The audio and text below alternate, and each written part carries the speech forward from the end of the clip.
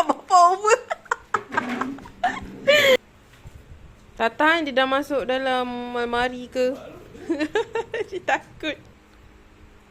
Cuba gegas. Buka almari tu. Nah, pergi belah sana lah. Jaga sini buat apa? Kau lagi sana lah.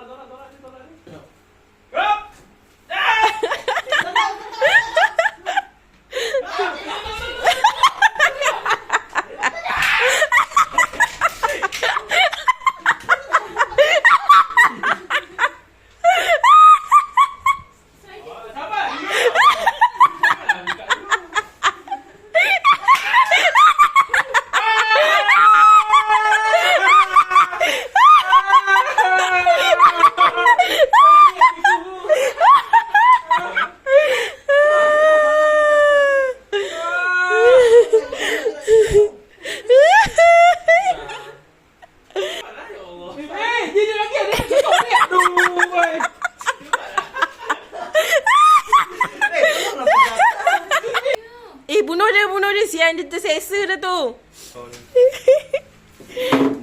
Alamak, kita mana kita lagi ni? Dah masuk kita ada. Ya kita.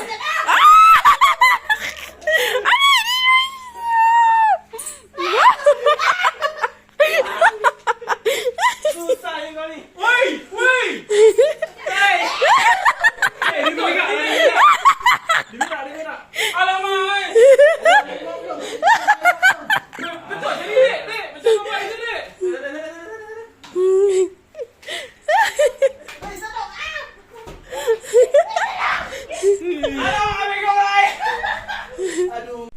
Mana lampu torchlight kat dahi tadi tu?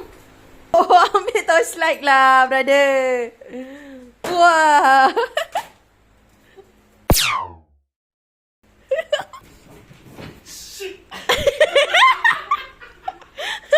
Kata nak tarik, kau jaga tempat adik buat apa? Okey. Adik sedap. Gilung. Alah. Tengok. Atuk balik. Alah, mana kat sana nak beli? Ni kau tangkap. Kau rasa dek. Bodoh. Tak payahlah. Kau ni masuk balik. Kat kemah kot. Sabar.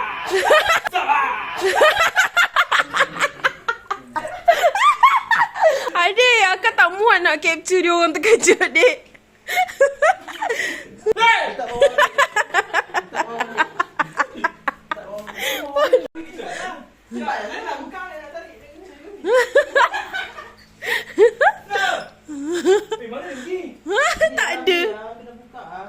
Tak bawa balik dong. Kau buka lah, kita orang dah buka. Pecah lah.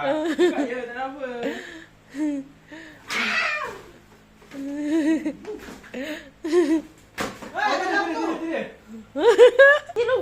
Tolonglah, Long.